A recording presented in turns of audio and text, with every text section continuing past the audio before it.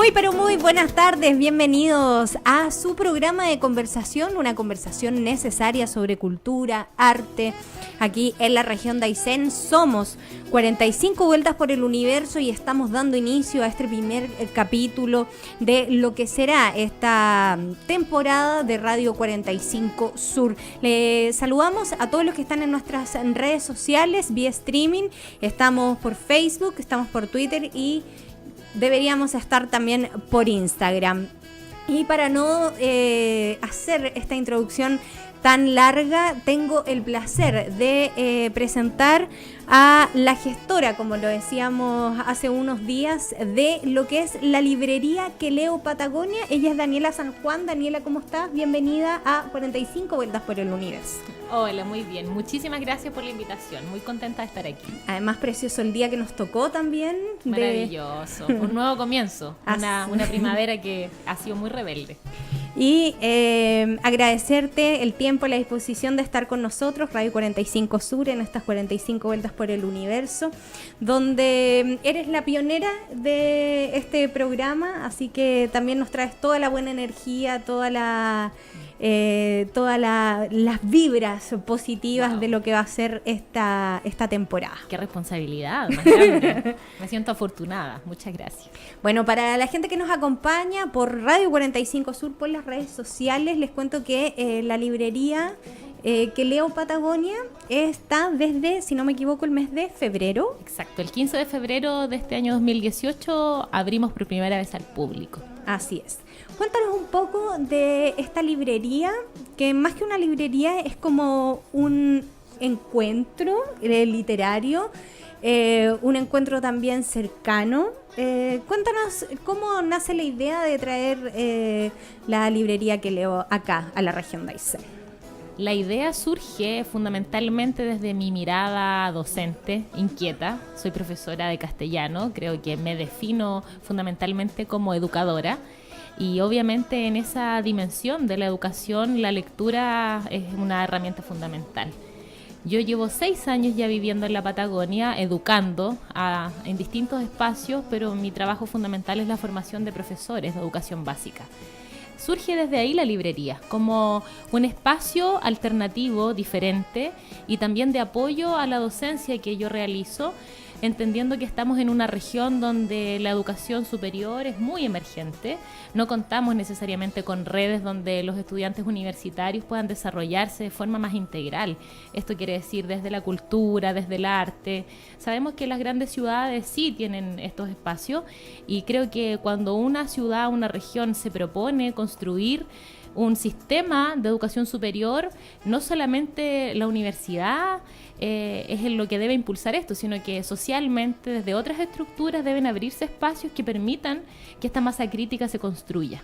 La librería surge justamente para eso, para entregar nuevos espacios, para poder nutrir a esta masa crítica emergente, a estos universitarios que van cursando ya 3º o 4º año, para que tengan un lugar de encuentro cultural, intelectual y por supuesto fuera de los formatos académicos, que creo que es súper relevante.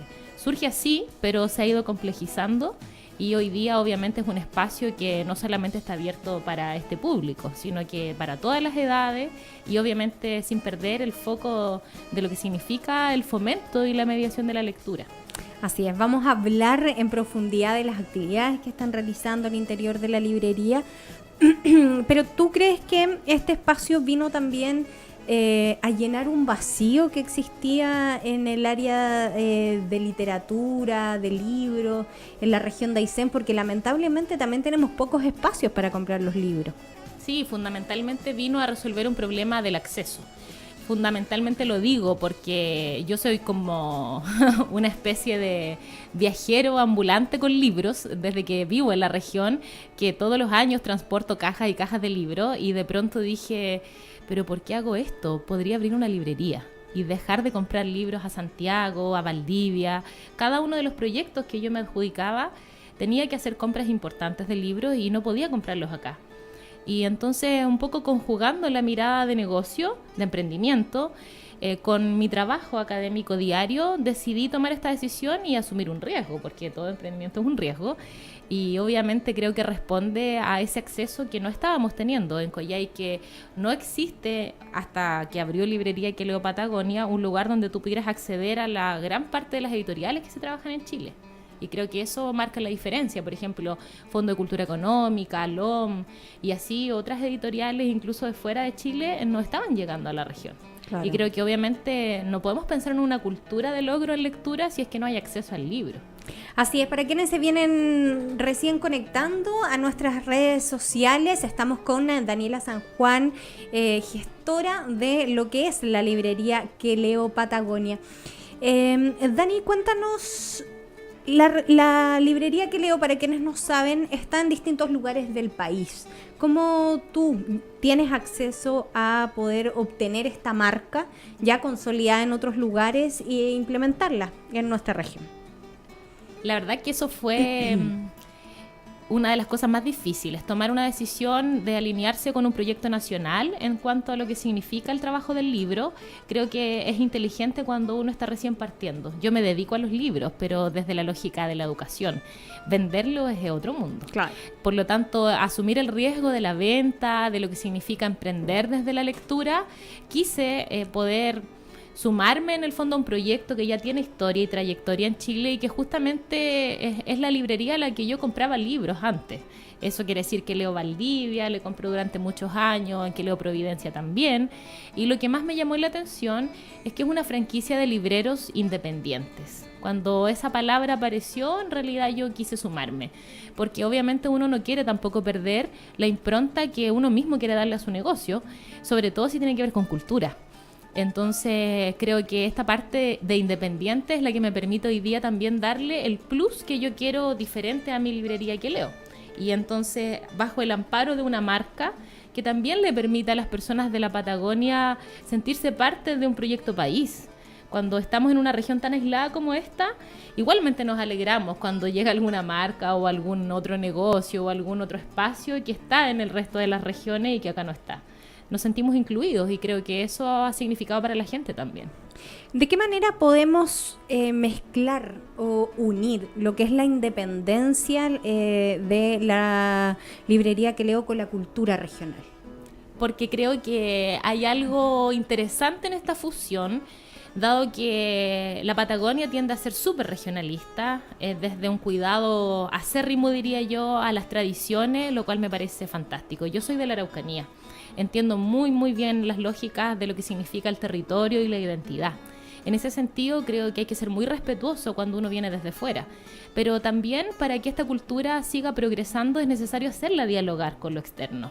Entonces, de pronto, sumarse al proyecto que, por ejemplo, hace 10 años que construye acá Ñire Negro, que es la única editorial que tenemos en esta región, sin pasar por encima de todo lo que ellos han construido, la forma en que ellos han allanado el camino en lo que significa el trabajo con los libros, pero también entendiendo y abriéndose a la posibilidad de que necesitamos crecer y necesitamos tener una mirada global. O sea, aquí recibimos turistas todo el año, no solamente en la época de verano, de invierno, pero no podemos abrir un negocio para el turismo.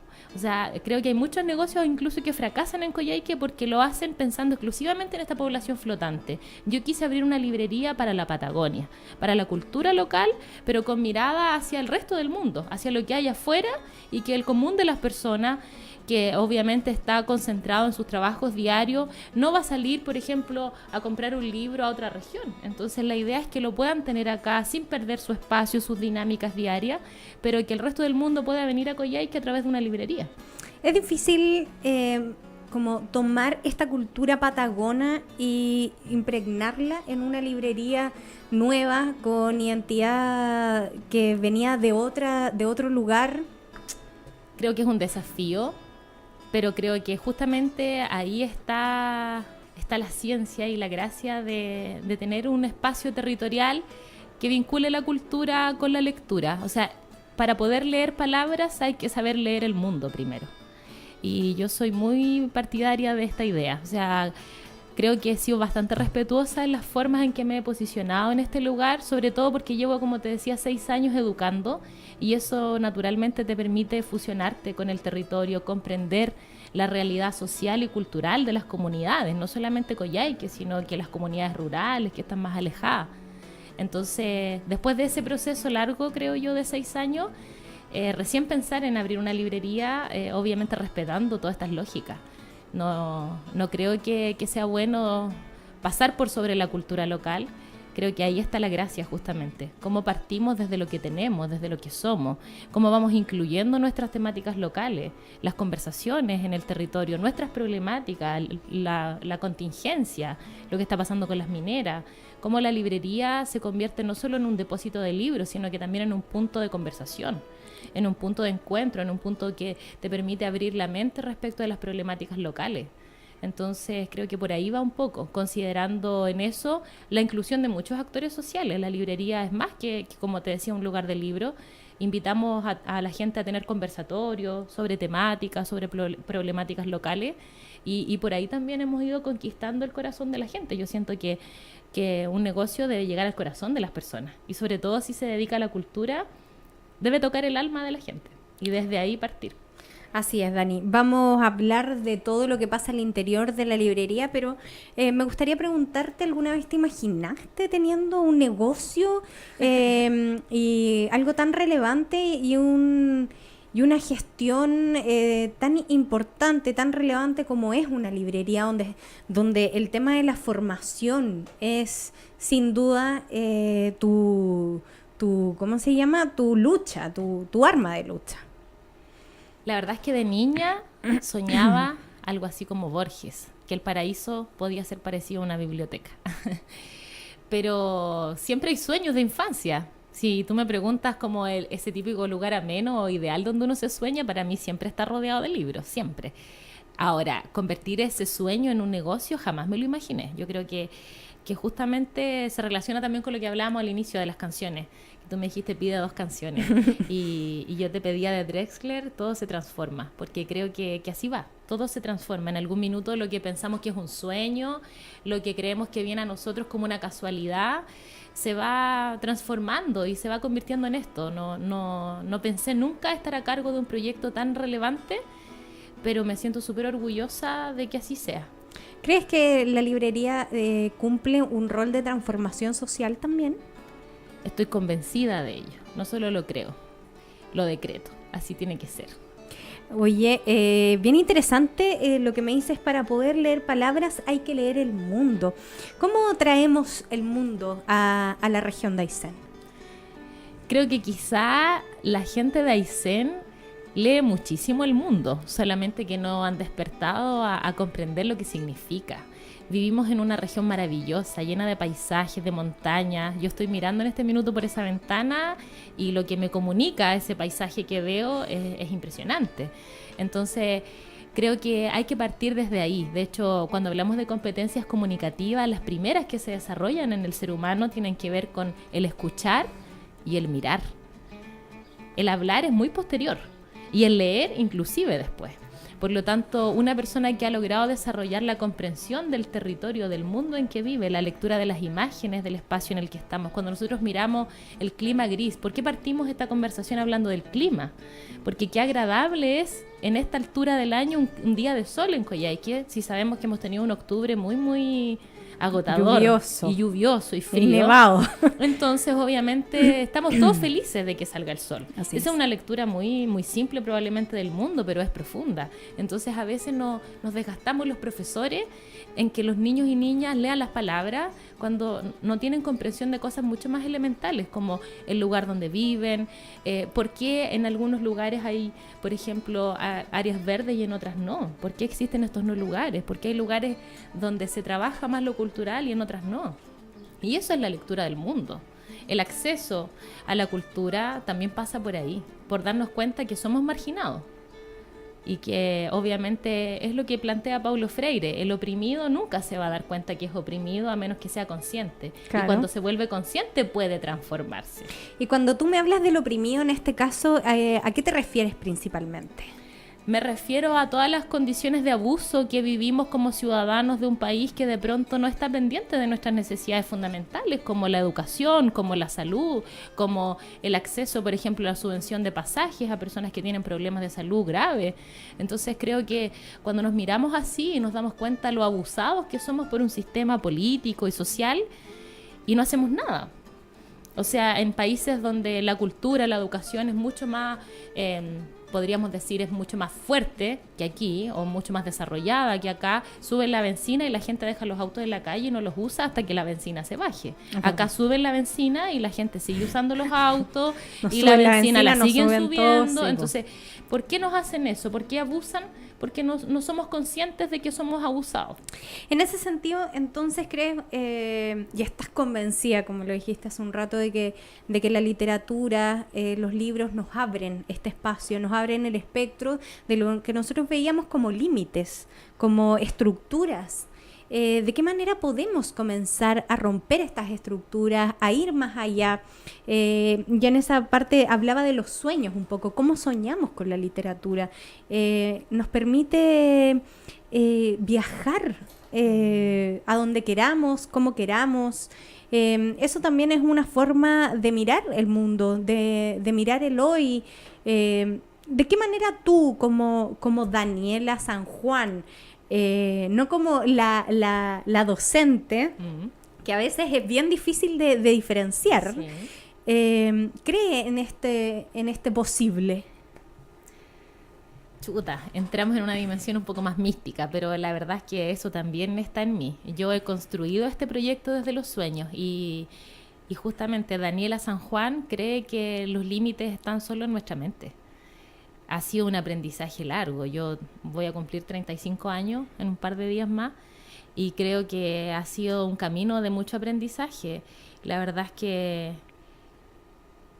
es el campo, la vida del campo. Yo me crié en el campo. Creo que por eso me relaciono mucho con esta región, lo que te decía, el paisaje, la lectura del mundo. La simpleza, la sencillez que está en la naturaleza nos enseña tanto. Y justamente creo en eso. Creo que los sueños son muy posibles de concretar. Lo que pasa es que tendemos siempre a pensar desde la negatividad.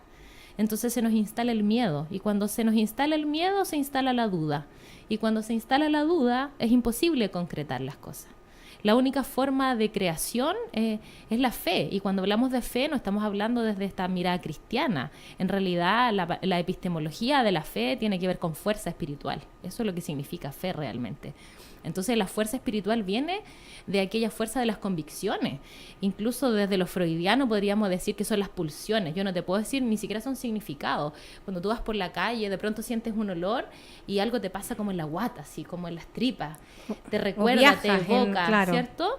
A eso Freud le llamaba las pulsiones. Y las pulsiones son mucho más internas que los significados. A veces no sabemos por qué queremos algo, pero lo deseamos profundamente.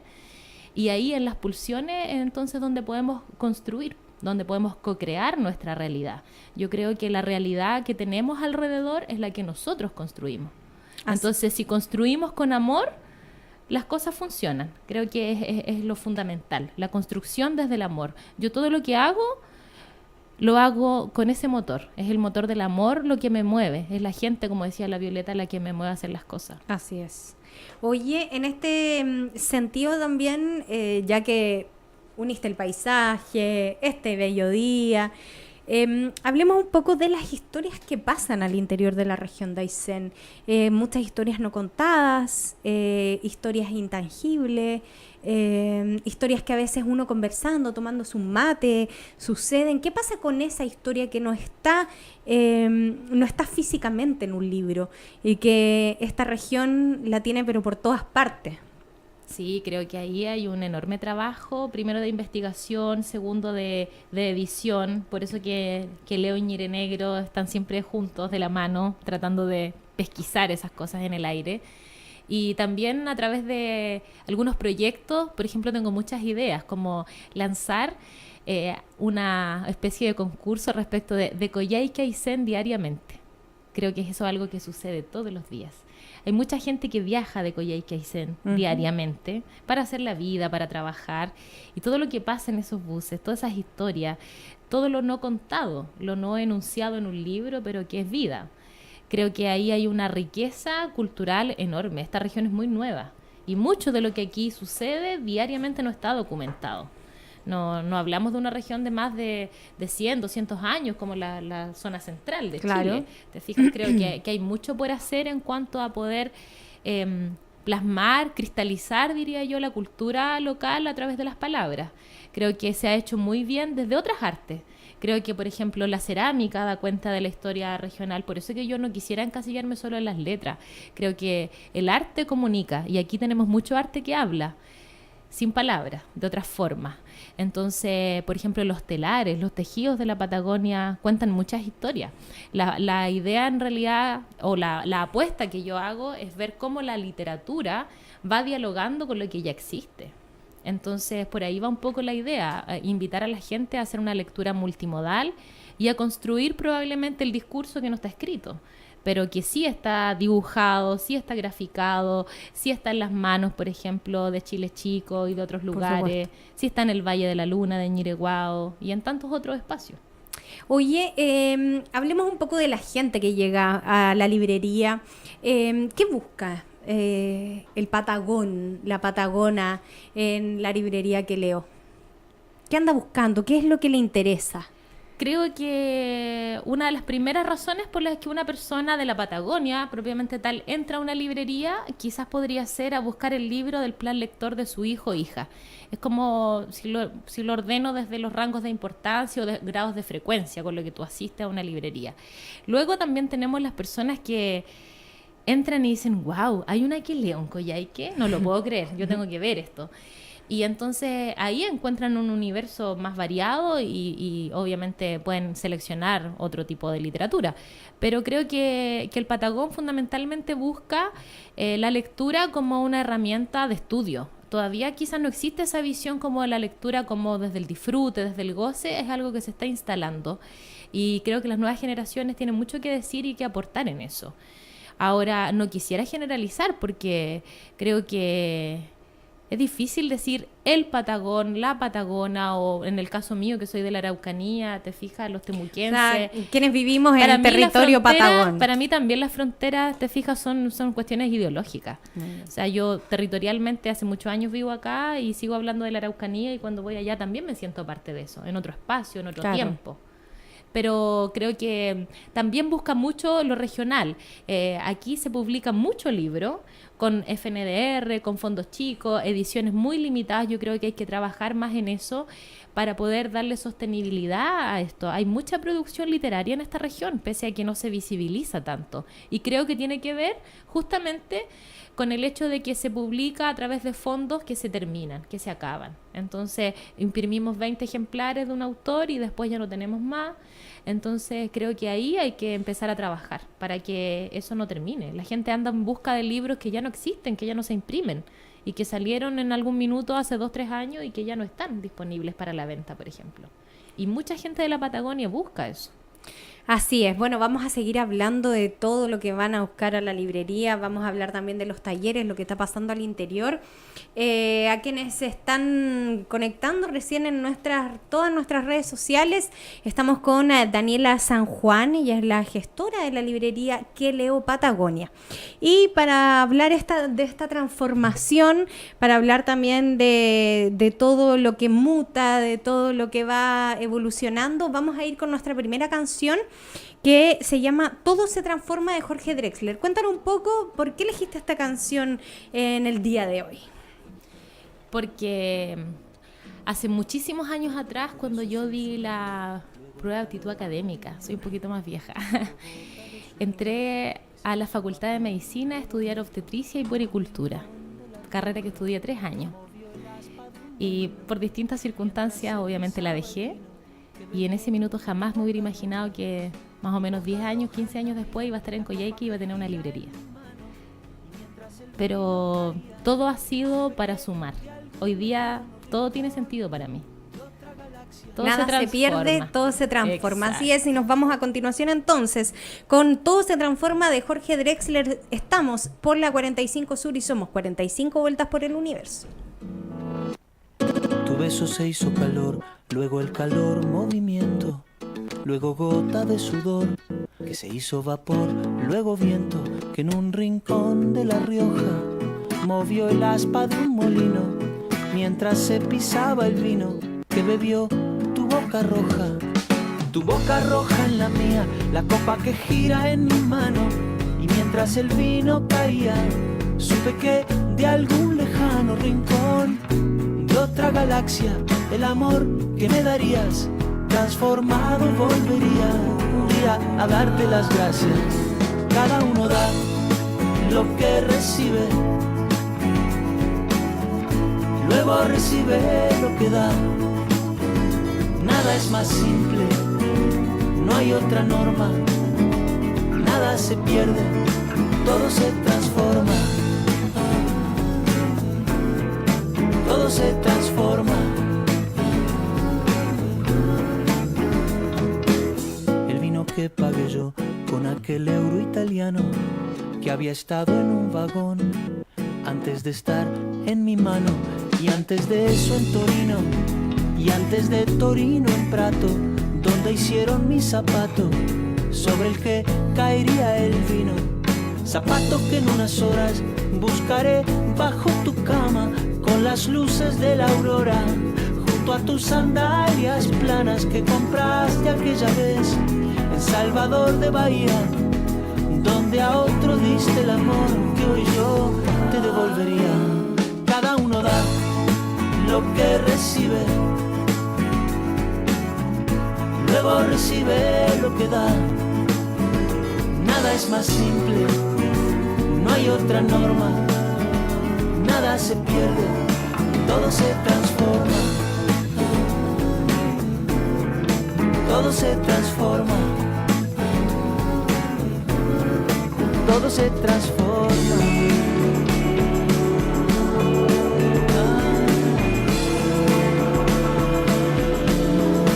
Todo se transforma. Supe que de algún lejano rincón de otra galaxia, el amor que me darías, transformado volvería un día a darte las gracias, porque cada uno da lo que recibe, luego recibe lo que da. Nada es más simple, no hay otra norma. Nada se pierde, todo se transforma. Nada se pierde, todo se transforma. Nada se pierde, todo se transforma. Todo se transforma. Todo se transforma. Todo se transforma.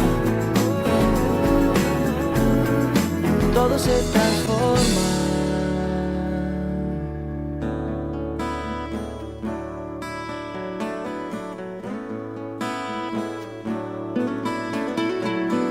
Y nada se pierde, todo se transforma. Nos acompañaba Jorge Drexler en esta 45 vueltas por el universo. Estamos por Radio 45 Sur y conversando sobre cultura. Estamos con Daniela San Juan, la gestora de la librería Que Leo. Qué tremenda conversación que hemos tenido y qué también historias ahí, Jorge. La profundidad de las canciones también que estábamos escuchando, donde la vida también nos hace transformarnos a nosotros mismos.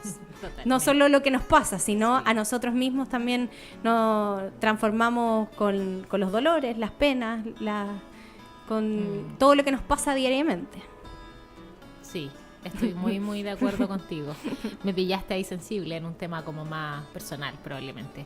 Creo que la Patagonia hace eso también. Terriblemente. Aquí hay una energía muy especial. Uno cree que uno se viene a la Patagonia, pero yo creo que no.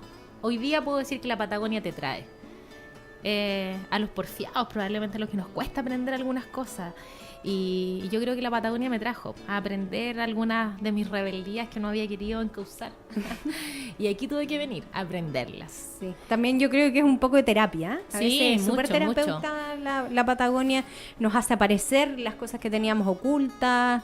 Es la utilidad probablemente del clima, del aislamiento. Tú no tienes otro camino, no hay escapatoria. Aquí estás solo contigo mismo. Sí, las voces aparecen ahí. Sí, totalmente. Por lo tanto, es un lugar propicio tanto para la creación. La librería que leo es eso, es una gestación, es un nacimiento también. De alguna forma es un hijo. Y también es el dolor, porque solamente uno puede ver la luz después de pasar por la oscuridad. Ay, así es verdad. ¡Ah, qué profundidad! Oye, Dani, cuéntanos qué está pasando hoy día en la librería que leo. Ya hablamos de cómo nace, cómo crece, cómo se desarrolla. Ahora hablemos un poco de qué está pasando al interior de la librería. Sabemos que hay un montón de talleres y cosas que están pasando todos los días. Sabemos que hay inglés para niños, inglés para grandes. Cuéntanos más o menos lo que está pasando ahí en la que leo. La idea de la librería justamente es hacer una mixtura entre lo que significa revisar el libro, pero también aportar algunos elementos adicionales a esto. Sabemos que la gente no va a llegar y acceder a una cultura lectora si es que no pasa como por procesos iniciales o intermedios. Entonces, la idea de establecer estos espacios de encuentro como los talleres justamente es para dar a conocer la librería, porque mucha gente se inscribe en el taller y no ha ido nunca a la librería. Entonces es una forma de hacerlos llegar. Y cuando llegan se sorprenden. Entonces es una especie de gancho también. Pero también ha desarrollado competencias súper interesantes. El que tengamos, por ejemplo, taller para inglés en los más pequeñitos apunta a estrategias de alfabetización inicial, que obviamente para mí como docente y para nuestro proyecto de librería es fundamental. Nosotros somos una librería que estamos enfocadas en la infancia, absolutamente, en la primera infancia sobre todo, porque es verdad que el adulto que lee va a seguir leyendo y que existe una pequeña posibilidad de que el que es no lector comience a hacer una lectura, pero el verdadero cambio, la transformación social realmente se hace en la infancia. Entonces, como educadora, yo estoy apuntando a ese público, no solamente por una mirada de que quiero vender libros, sino porque realmente me interesa que la gente lea. Ese es mi objetivo. Y cuando la gente lee, aumenta su capital cultural, aumenta su horizonte de expectativas y por ende puede construir una realidad mejor. ¿Te fijas? Tiene que ver con eso también, con lo que hablábamos hace un rato. Y construir esta realidad mejor pasa por acceder a otras formas de actividad más complejas. Eso quiere decir tener más roce social, conversar con otros niños, salir de la exclusividad de la escuela. En estos talleres los niños comparten con niños de otras escuelas, se juntan a conversar sobre temas sencillos, cotidianos, en inglés. Los días miércoles estamos teniendo talleres para mujeres, de arpilleras, en donde, claro, podrías tú decir, ¿qué tiene que ver eso con la lectura? Tiene todo que ver, porque finalmente la palabra texto viene del latín que significa textum, y eso es tejido. Entonces, un tejido es un texto. Algo es como cuando se te va el punto de una media y tú ves el hoyo ahí y es como decir, chuta, es un texto que está mal escrito. Algo le falta a este texto. Entonces, en el espacio de las arpilleras también se dan otras cosas. Las mujeres pueden conversar sobre sus problemáticas y cuando yo me junto con el otro me aporta visiones de mi propia realidad y me ayuda a resolver mis problemas en la comunicación. Así vamos transitando por todos los públicos. El jueves y viernes ya tenemos talleres, por ejemplo, de cómics, de dibujo, cómo producir historias gráficas, que eso también es algo súper relevante en lo que dentro de las actividades que estamos haciendo ahora. Así es. Oye, el tema de las arpilleras también, bien nos enseñó Violeta Parra en cada una de sus obras que no es solamente una figura, una composición, sino que dentro de cada una de ellas hay una historia detrás. ¿Esto está pasando en la librería, el de conversar para poder generar una obra? Justamente, está pasando tanto desde la técnica inicial, partimos de hecho solamente enseñando la técnica, el trazo, el bordado mismo, una variedad de puntos, pero luego viene la siguiente parte que tiene que ver con la composición. Y la composición surge en base a las historias, a las conversaciones, a los relatos, qué te gustaría hacer a ti, a lo mejor podemos hacer una composición conjunta. En realidad el sueño que yo tengo es que de aquí a una cantidad de meses, no sé cuántos, podamos juntar una cierta cantidad de arpilleras y hacer una exposición de los trabajos que hemos estado haciendo en la librería. Y obviamente en el marco de alguna actividad bonita, que bien pudiera ser el día del libro o algo semejante, pero sí hay una historia y también la misma historia que se va construyendo a propósito de estos mismos talleres en la librería. Creo que se va construyendo la historia de la que leo también en eso. Y es una historia también cada vez que entra alguien a la librería, y también hay una historia nueva, una experiencia distinta de cada persona que ingresa sin tener expectativa y encontrarse con un mundo sin fin, sin límite. Sí, yo creo que llama la atención la cantidad de asientos que tenemos, lo voy a decir porque en el momento del diseño del espacio, obviamente yo le mandé algunas de las fotografías del lugar a la persona a la que le compré la franquicia en Santiago, y él me decía, pero no pongas tantos asientos porque la gente se va a dedicar a leer y no te van a comprar libros. Y yo le decía, justamente eso es lo que quiero, que la gente se siente y lea, o sea, que sienta que es un lugar donde tú puedes llegar gratamente y nadie te está obligando a que compres el libro. O sea, nadie puede comprar lo que no ha visto, lo que no conoce. Por lo tanto, a mí, más allá del tema de vender, que obviamente un negocio tiene que sustentarse, eso es claro, lo que me interesa es que la gente adquiera una motivación real por la lectura. Y eso solo se logra leyendo. O sea, es como hay una metáfora de una escritora que se dedica justamente a la literatura y dice, los profesores se esfuerzan tanto por enseñar a leer a los niños y en realidad no lo están haciendo bien, porque es justamente como pretender que una persona aprenda a nadar en una piscina sin agua. Yo no puedo hacer que un niño lea si no tiene libros. Entonces debemos salir de esta cultura escolar de la guía, te fijas, de la fotocopia. Los niños necesitan acceder a los libros. La gente no está leyendo porque no está en contacto con los libros. Entonces la fotocopia hace mucho rato que mató la lectura, porque un formato fotocopia no te llega como te llega un libro. No tiene el olor. No solo no tiene el olor, no tiene la textura, no tiene es. las imágenes. Entonces vemos cada vez menos a los profesores ingresar con libros a las salas de clase, cuando eso debiese ser lo más relevante. Entonces es la misma metáfora, te fijas, yo no puedo... ¿Cómo se aprende a leer? Leyendo. ¿Cómo se aprende a nadar? Nadando. Entonces necesitamos más libros, eso es todo. Así es. Oye, con respecto a esto que tú me hablas de leer, para poder conocer un poco más, también hay una crítica no menor al alto costo que tienen los libros a nivel nacional, comparado, por ejemplo, con Argentina, donde el impuesto, por ejemplo, es altísimo y tenemos y eso también nos imposibilita a la mayoría de las personas a poder a veces obtener un libro. ¿Cuál es tu opinión como Daniela San Juan con respecto a esta temática? ¿Puedo decirlo realmente? Por supuesto. Chuta, ya. La verdad es que tengo la peor de las opiniones, por muchas razones. Creo que por muchos años se ha endosado a la educación, al sistema educativo, a los docentes, la responsabilidad de aumentar los niveles de lectura y cultural de un país.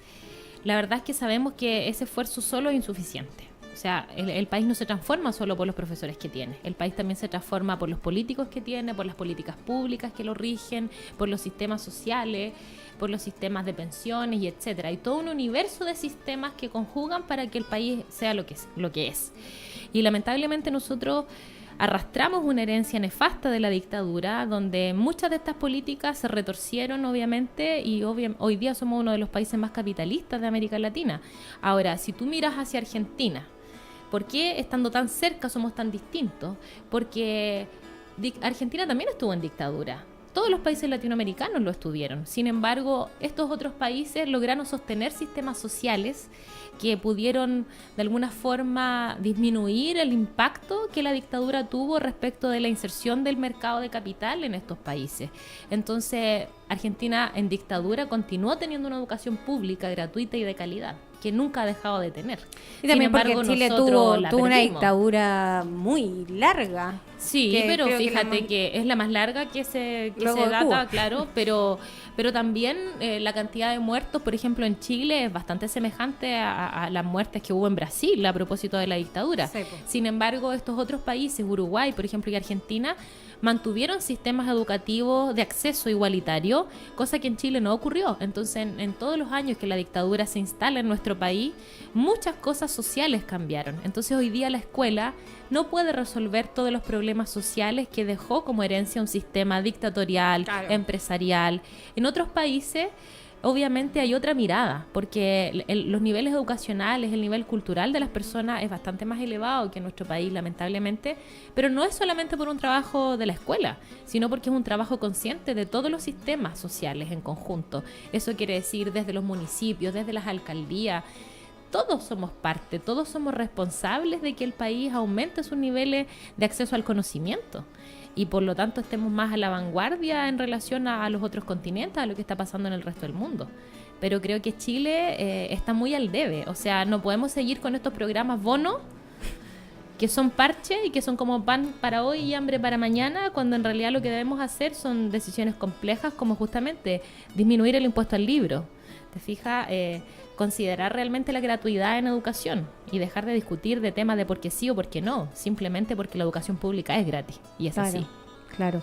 Oye, una de las particularidades que tiene, para quienes nos están viendo en nuestras redes sociales, la librería que leo tiene tiene una amplia gama de literatura infantil, porque bien lo decías tú, también la primera infancia es fundamental para desarrollar, para fomentar la lectura. Cuéntanos, ¿qué podemos encontrar en la librería para los niños? No solamente la Caperucita Roja, no solamente la Cenicienta, sino que, porque también hay desconocimiento. Puede ser que uno de los grandes motivos por los cuales los padres no se interesan porque creen que el mundo literario infantil es un poco más reducido. Cuéntanos un poco, infórmanos, edúcanos. Muchas gracias. La verdad es que no podemos confundir literatura infantil con formato Walt Disney. Yo creo que eso es lo primero que hay que separar. La mayoría de los padres no están preparados para hacerlo, creo yo. Como que los hijos nos llegan así de pronto, no sé, como que los traen así de otro planeta y simplemente lo resolvemos, como quien resuelve, no sé, hacer un plato de comida y va experimentando, te fijas, claro, y se va equivocando y va experimentando. La verdad es que yo creo que tenemos que ser como padres mucho más conscientes de lo que significa educar, formar la mente y el alma de un ser humano, es eso. Y en la literatura hay un universo enorme. Y yo creo que los padres estamos al debe, debemos educarnos muchísimo más para poder ser padres. O sea, yo más que la escuela para niños, yo haría una escuela para padres, donde te enseñen realmente cómo ser mejor papá, cómo ser mejor mamá. Yo lo veo todos los días, o sea, los niños tratando de tomar la atención de sus padres o sus madres, las madres en el celular, contestando todas las redes sociales, nos hace súper bien, pero hemos perdido el contacto, la comunicación, el conversar, el dialogar.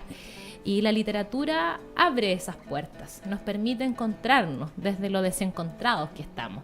Entonces, en la librería, ¿qué vas a encontrar? Vas a encontrar editoriales que se dedican exclusivamente a captar la atención infantil desde marcos teóricos que apuntan a ello. Eso quiere decir editoriales como Ecaré, editoriales como Fondo de Cultura Económica, Amanuta, que trabajan el formato libro-álbum. Hablamos de libro-álbum, entendemos por libro-álbum un libro que tiene imágenes, muy poca letra escrita, pero sí mucho mensaje, y que obviamente ese mensaje se debe construir en un diálogo con un adulto significativo. Yo creo que aquí son los padres los que tienen la oportunidad de ocupar ese espacio de relevancia en sus hijos, porque si no va a venir alguien y lo va a ocupar igual. En este sentido, y bien que lo nombras tú como el tema de la tecnología, muchas veces los padres es como, ¿sabes qué? Ahí tienes el teléfono, vaya a jugar. Exacto, el peor error. El peor error. ¿De qué manera también motivamos a los padres también a cuando nos dicen los padres, bueno, mi mamá también lo decía, a nadie le enseñaron a ser padre, ¿cachai? El cual yo lo comparto, exacto, pero... Sí. Eso no quiere decir que tú no puedes aprender, eso no quiere decir que tú también puedes volver a ser niño. ¿Cuál es la invitación que hace la librería que leo a los padres, a las madres? Nosotros estamos entregando todo el tiempo información, ya sea mediante redes sociales, mediante algunos trípticos muy pequeños que trabajamos en la librería. Cada vez que va una familia a la librería le entregamos esta información a los padres, intentamos tener conversaciones productivas con ellos en torno a este libro lo recomiendo porque es mejor para la situación, por ejemplo, de comunicación que ustedes tienen con su hijo. No todos los libros son para leerse en las noches, no todos los libros son para dormir. ¿Te fijas? La idea es poder empezar a hacer la definición y la diferenciación sobre qué libros o qué historias son buenas para dormir, pero qué historias son buenas para despertar también. En ese sentido, ahora que lo dices, me recuerda mucho, bueno, yo soy parte del móvil también, que por ejemplo, un tema tan importante como Nicolás tiene dos papás, por ejemplo, un libro que te permite abordar una temática tan importante como la familia homoparental. ¿De qué manera tú también podríamos hablar sobre que el libro también es una herramienta para poder poner temas tan contingentes como este? Sí, creo que el libro obviamente es una herramienta mediadora para el aprendizaje de cualquier cosa, de cualquier conocimiento nuevo. Ahora yo soy súper defensora de la literatura como un espacio teórico de construcción de conocimiento. Entonces, ahí me acabas de tocar un tema muy sensible. Yo creo que así como acabo de decir, no confundir literatura infantil con Walt Disney, no confundir literatura infantil con publicidad y propaganda. Yo creo que el libro Nicolás tiene dos papás se cae en muchas cosas, sobre todo desde la estética. Es un libro que no pasa de ser un folleto publicitario y eso no es literatura. Entonces tenemos que hacer diferenciación. Yo ese libro lo puedo transformar en un folleto publicitario y lo pego en cualquier parte y queda perfecto. Pero hay muchos elementos estéticos que ahí se pierden y lamentablemente hay pobreza en el libro, pudiendo haberle sacado mucho más provecho. Tengo que decírtelo como docente que me muy dedico bien, exactamente me parece a eso. Increíble que creo que es un libro que no deja de ser un libro ilustrado, donde lo mismo que está dibujado es lo que está escrito, y los niños necesitan más que eso. La mente infantil es muchísimo más compleja. Subestimamos a los niños cuando creemos que porque les damos un dibujo bonito, bien acabado, el niño va a ser feliz con eso. La mente infantil se hace muchas más preguntas. Por lo tanto, ese es un libro que de verdad no capta el interés de los niños, no queda en la memoria, porque no pasa, como te digo, de ser un folleto de información. Claro. Y si yo quiero ahondar en esas temáticas, existe literatura para eso. Yo te puedo hablar de Titiritesa, por ejemplo, que es un álbum maravilloso y que trabaja una problemática de género de dos princesas que se enamoran y se casan. Y es muy elegante y muy sutil el lenguaje, porque finalmente la vida es así. ¿Qué diferencia puede tener alguien heterosexual de alguien homosexual más que aquello que siente? Y creo que en eso también hay que tener cuidado de cómo lo trabajamos. No son seres extraterrestres, te fijas. O sea, somos exactamente lo mismo, solamente que sentimos diferente. Y la literatura tiene esa sutileza. Creo que lamentablemente Nicolás tiene dos papás, ahí se cae muchísimo. Desde la estética. Te lo ponía como ejemplo única y exclusivamente para pero poner... ¿sabes qué? Aproveché la oportunidad para tocar el tema, porque muchas veces caemos en discusiones sobre, no, es que ese tipo de libros tiene que existir. Sí, correcto, digo yo. Tiene que existir, pero primero pensemos, ¿es un libro? Vamos más atrás en la discusión. Claro, hagámonos las preguntas antes. Exacto. Creo que son temáticas que deben estar, o sea, no solamente lo que tú me acabas de plantear, sino que ¿qué pasa con otras temáticas? Por ejemplo, ¿qué pasa con la temática de la muerte y la infancia? Claro. No le hablamos a los niños de la muerte. Sin embargo, los niños son los que más sufren la muerte porque no existe niño al que no se le haya muerto un abuelo, una abuela. ¿Y qué decimos los adultos? No, es que se fue al cielo, es que estaba durmiendo. Y eso es súper perverso para los niños, porque los niños que son concretos, realmente si le decimos que está durmiendo, en algún minuto va a despertar. Claro. Si se fue para cielo, siempre. Claro. Entonces, no sé, anda viajando por el espacio, en algún momento va a volver. Claro. Entonces, abordar a través de la literatura temáticas que son tabúes, y que en el fondo son tabúes para los adultos, no para los niños. Claro, en ese sentido, podríamos dar la vuelta de que los padres también necesitamos literatura también un poco infantil para jugar con la imaginación. Total y absolutamente. De hecho, a veces los adultos somos muy concretos, somos como, si no es blanco es negro. Hemos perdido la fantasía, hemos perdido la capacidad de imaginar, hemos perdido la capacidad de soñar. Por eso que solo vivimos en un mundo de forma bastante más autómata, diría yo. Así es. Cuando uno pierde la capacidad de crear, de imaginar, funciona en piloto automático. Claro. Y creo que eso es lo que nos pasa a muchos adultos. Entonces, despertar, vivir en conciencia, implica un poco salirse del formato piloto automático y empezar a pasar los cambios. Claro. Dejar de andar solo en directa. O sea, a veces lo que yo creo es como, no sé, como aprende, porque aunque seamos adultos, podemos seguir aprendiendo y siempre. Aprendamos a volver a vivir, o sea, a volver a vivir el hoy, como a seguirnos encantando con lo que pasa, no solo con un día así de lindo, sino que el día gris también tiene su brillo. También podemos sacar algo de ahí, y eso es lo que yo creo que hoy día, vuelvo al tema de la tecnología, nos ha como separado o nos ha alejado de nuestra propia esencia.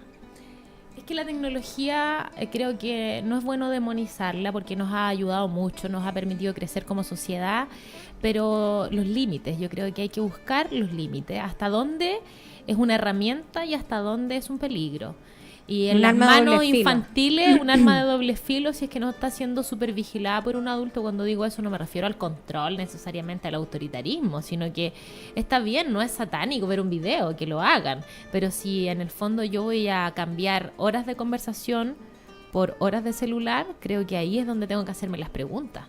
Entonces necesito hacerme cargo de conversar con mis hijos, y creo que hoy día, como te decía, la escuela no se está haciendo cargo de educar a la familia. La escuela tiene un rol fundamental, que es la educación en la sociedad, no solo a los niños, sino que hemos olvidado nuestra labor como comunidad educativa. Claro. ¿Qué pasa con los padres, con el barrio? ¿Qué pasa con las agrupaciones, las instituciones que están alrededor de la escuela? Entonces, como no lo está haciendo la escuela, tienen que hacerlo otros actores. Yo un poco abrí la librería por eso, porque siento una responsabilidad social, moral, ética respecto de educar en espacios no convencionales. La librería es un espacio no convencional, pero vas a encontrar siempre a alguien que te ayude, alguien que te oriente, porque quienes atienden la librería son profesores en formación pedagógica. Claro. Entonces siempre existe este espíritu de querer aportarle al transformar, otro. Como lo decía Jorge Claro. Drexler. ¿Qué tips le podemos dar a los padres para volver a los libros? Niños que, por ejemplo, no, mamá, a mí me gusta, papá, a mí me gusta ver, no sé, Iron Man, ¿cachai? Me gusta Iron Man y me gusta, y eso es lo que me gusta, y lo veo 10 veces, 50 veces, 100 veces. Hay que entender eso, los niños ven las películas y se las repiten porque eso disminuye la ansiedad. Cuando yo sé lo que va a ocurrir, cuando la película es predecible, yo me siento seguro. Es la razón por la que los niños piden las mismas películas una y otra vez, la razón por la que pueden haber leído un cuento una vez y lo quieren 1000 veces, porque ellos saben lo que va a ocurrir y eso disminuye la ansiedad. Los niños necesitan hábitos, entonces eso les ayuda. Por lo tanto, socializar la misma lectura varias veces con ellos está súper bien. Ahora, no es tan bueno esto de los 365 cuentos, uno cada día. Yo creo que es importante volver a retomar cuentos antiguos, profundizarlos con los niños, pero sobre todo el punto de partida para convertir a alguien en un buen lector, para ayudarlo a convertirse en eso, es considerar sus intereses. O sea, si el niño quiere leer de fútbol, que lea de fútbol. Ese es su interés. Entonces, en la medida en que vamos apuntando a los intereses de los lectores, vamos construyendo una cultura de lectura, y el interés lleva a la motivación, y la motivación lleva a la autonomía. Solo ese es el camino. Yo no puedo partir desde la imposición, por eso es que la lectura en la escuela no resulta, porque la lectura en la escuela es obligatoria y es impuesta. No considera el interés de los lectores. Entonces, este interés es el primer paso. El segundo paso es apoyar ese interés. ¿Quieres un libro? A lo mejor darle opciones entre juguetes, libros. Elige el libro que tú quieras, fomentar esa idea. Y luego de eso, obviamente vamos a tener niños y niñas con más capacidad de elegir, de seleccionar libros, y eso es el primer paso para la autonomía. La autonomía es la que va a permitir construir lectores activos, reflexivos, permanentes. Dani, ya se nos está acabando el tiempo, de verdad, la conversación está pero ya increíble, no solo yo, sino que todos nuestros radioescuchas y video escuchas ahora también. Quedamos muy culturizados, se puede decir, educados con todo lo que nos relatas. Cuéntanos dónde queda la librería, qué días está abierta, a qué hora, para que todos lo tengan bien presente. La librería está ubicada en la calle Presidente Ibáñez, en Coyhaique, que en realidad todo el mundo la conoce por Prat. La verdad es que ahí termina Prat. Está entre la Pedro Quintana, la escuela Pedro Quintana, y el liceo Josefina Aguirre. Sí. Estamos en Presidente Ibáñez 347. Al lado de la placita. Sí, al lado de la placita de Mosaico. En la esquina de Mosaicos, correcto. y frente a la colectiva, También. que son unos amigos que están frente a nosotros ahí. Saludamos ahí Nuestro a la horario chiquilla. es un horario bien especial, bien accesible. Consideramos que ahora que está el veranito también más largo, estamos atendiendo hasta las 8 de la noche. Y eso quiere decir lunes a viernes de 11 de la mañana a 1 y luego abrimos a las 3 de la tarde hasta las 8 de la noche. Y sábado y domingo está abierto de las 3 de la tarde hasta las 8 de la noche. Que es lo interesante, que tenemos cuentacuentos gratuitos para los niños el fin de semana. A las 5 de la tarde los días sábados y también los días domingos, el cuentacuentos se programa en función de los niños y niñas que lleguen, de las características que ellos tengan. Nosotros no hemos establecido una cartelera justamente por eso. A veces llegan niños muy pequeñitos, a veces de todas las edades. Entonces, la ventaja de contar con personas que saben de literatura es que pueden hacer mediación en función de las necesidades de los que están aprendiendo. Así es, también invitar a la gente que si se quiere ir a tomar un cafecito también y solo ir a conocer, también pueden ir ahí a la revista a la librería Que Leo. Dani, muchas gracias por acompañarnos en 45 vueltas por el universo. Fue una conversación muy muy profunda. Te agradezco el tiempo, te agradezco el interés también de ser parte de este proyecto, esta conversación necesaria sobre cultura, de lo que está pasando en la región de Aysén. ¿Algún último mensaje también para quienes nos están viendo, nos están escuchando? Que lea eso. ¿Qué leo? ¿Qué ¿Qué leo, leo? ¿Qué lea? Patagonia? ¿Qué lee usted en su casa, en su vida diaria? Creo que el mensaje más hermoso que les puedo dejar es eso, que cuidemos la lectura, la valoremos y que en cada espacio donde esto se dé realmente vale la pena detenerse y observar y aprender. Dani, por último, las redes sociales.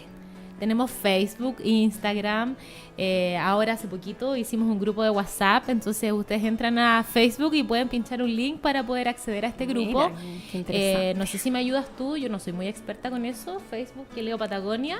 Que Leo Patagonia, ¿Cierto? Instagram también Que Leo Patagonia. Exacto. No es mi fuerte ese, como ustedes pueden ver. Yo sigo quedándome más en la línea de los libros. Así Tenemos a varias personas que nos ayudan con el soporte de las redes sociales, así que háganos comentarios, mándenos sus saludos, también sus requerimientos, que Leo Patagonia está súper abierta a recibir sugerencias de la gente. Estamos aquí para eso. Así es, y contarles también que en la revista, o sea, la librería Que Leo está con un concurso junto a una página web que se llama comunicasur.com y que están regalando un libro que se llama Lugares que Hablan, que es de Francisco Saavedra, así que solo tienen que compartir la publicación y ya van a estar concursando. La razón de ese libro no es menor. El libro, la parte 2 de Lugares que Hablan, va a llegar a la librería yo creo que como en una semana y media más. Entonces, obviamente queremos que la gente se entere de la parte 1 para poder acceder a la parte 2. Por eso estamos regalando ese libro. Así es. Entonces, Presidente Ibáñez, ahí al ladito de la plaza, no sé cómo se llama, de los mosaicos, está la librería Que Leo. Así que, Dani, muchas gracias.